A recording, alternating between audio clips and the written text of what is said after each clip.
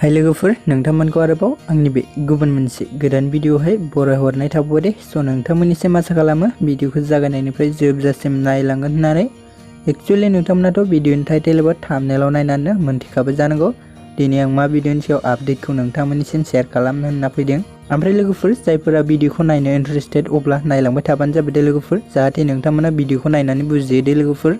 ओमफ्राय लोगोफोर जायफोरा दासिमबो चेनेलाव गोदानै दं भिडिअखौ नायगासिनो अब्ला चेनेलखौ साबस्क्राइब खालामना लाबानो जाबाय दे लोगोफोर, जाहाथे आंनि गोदान भिडिअ मिउजिक भिडिअ आबुं बर' सावथुनफोरनि आपडेट होनायखौ नोंथांमोना बयनिख्रुइबो सिगांग्रो मोननो हायो दे लोगोफोर। एक्चुअली लोगोफोर आं दिनै जों बर' आबुं सावथुननि सायाव नोंथांमोननिसिम शेयार खालामनो होनना फैदों दे लोगोफोर।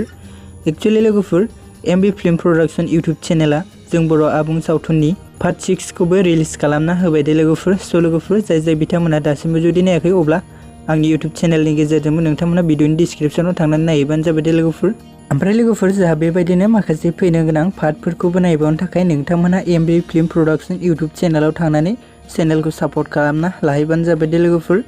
मानोना नोंथांमोननि सापर्ट आरो मदद मोनोब्लानो बिथांमोना फैनो गोनां माखासे पार्टफोरखौबो थाबैनो रिलिज खालामना होगोन दे लोगोफोर। ओमफ्राय लोगोफोर नोंथांमोनाथ' मोनथिखादोंआनो जानांगौ जों बे आबुं बर' सावथुनाव सोरनि फाव खालामनायखौ नुनो मोन्दों।